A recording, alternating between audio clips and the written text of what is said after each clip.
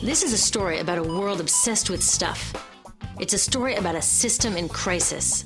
We're trashing the planet, we're trashing each other, and we're not even having fun. The good thing is that when we start to understand the system, we start to see lots of places to step in and turn these problems into solutions.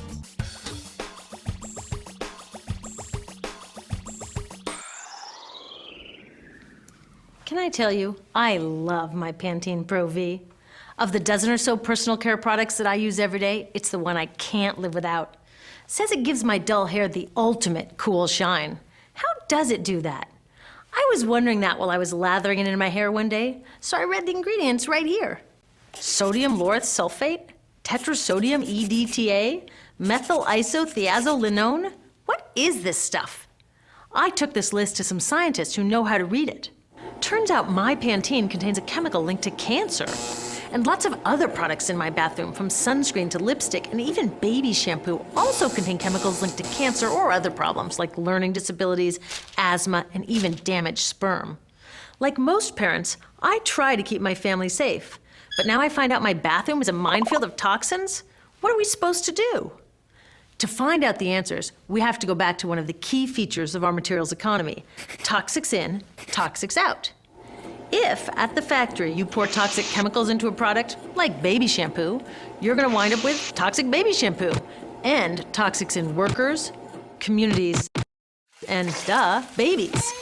So let's take a closer look at this toxic outrage where it seeps into our lives every day, in the bathroom. The average woman in the US uses about 12 personal care products daily. The average man about 6. Each product containing a dozen or more chemicals. Less than 20% of chemicals in cosmetics have been assessed for safety by the industry's safety panel, so we just don't know what they do to us when we use them. Would you fly on an airline that only inspects 20% of its planes? Of course, not all of these chemicals are dangerous, but we know that many are. Some are carcinogens. That means that they can cause cancer.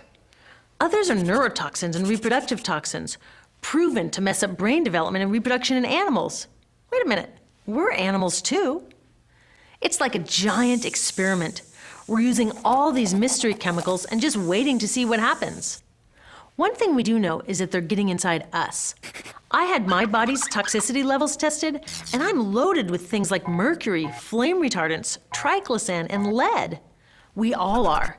Even babies are being born pre-polluted. Now, I know we can't live in a lead-free world, but do we have to put lead in our lipstick? I don't know. Maybe it's my fault. Maybe I just bought the wrong thing. At the store, the choices seem endless.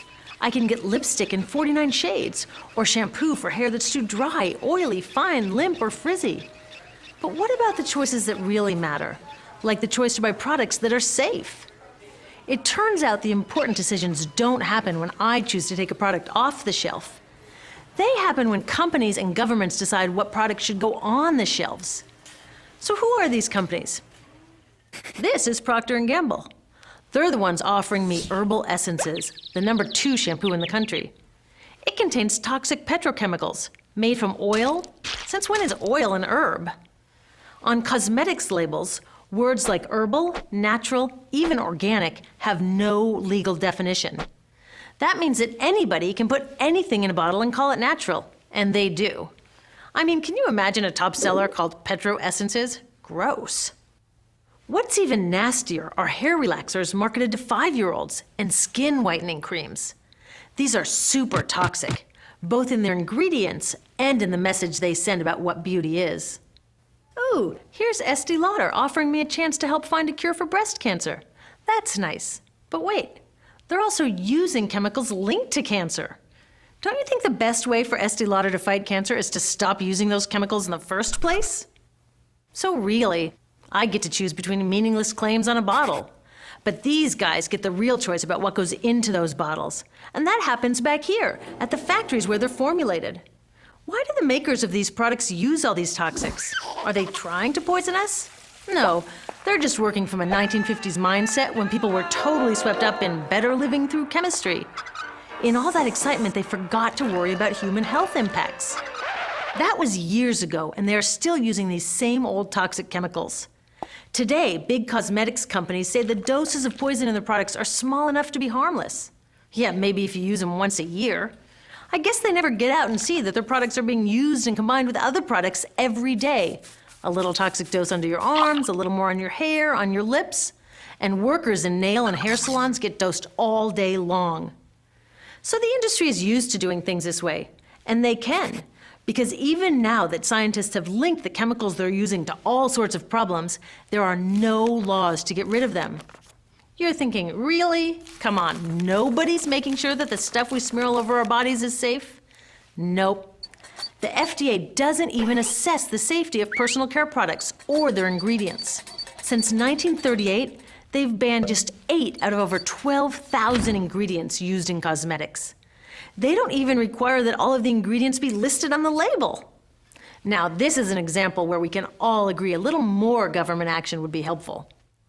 This lack of regulation leaves a huge hole that the cosmetics industry is all too happy to fill. They set up their own committee to self-police their products, and compliance with their recommendations is voluntary. So the cosmetics industry is making the rules and then deciding whether or not to follow them. So you see, it isn't our fault that these toxic products are in our bathrooms. It's a whole broken system that's ignoring the simple rule: toxics in, toxics out. But we're not helpless. There are resources online that we can use to protect ourselves by identifying the best possible choices in the store. But the real action is with people working to change the system. Because if we really want to solve this problem, we got to start here with these guys. Women, parents, workers, people all over the country are demanding that Congress pass a new law, giving FDA the power to make sure that our personal care products are safe. We need common sense laws based on the precautionary principle. That means that when you're dealing with hazardous chemicals, just err on the side of caution. Let's not debate how much lead should be allowed in lipstick. Just get the toxic chemicals out of our products. Smarter laws would force companies to get past that old 50s mindset and figure out how to get us all clean and shiny without toxic chemicals. Can they? Totally. Many responsible cosmetics companies are already putting safer products on the market. Green chemists are developing substances that are designed to be safe and non-toxic in the first place. European governments have required the removal of many toxic chemicals, and companies have figured out how to comply. When cosmetics are reformulated to be safe and labeled honestly, then we can feel comfortable with the choices available at the store. We can choose bouncy hair or full hair, shiny lipstick or matte. We can even choose to feel beautiful without using 20 products. But we'll know that whatever we choose, the most important choice, the choice to be safe and healthy, has already been made.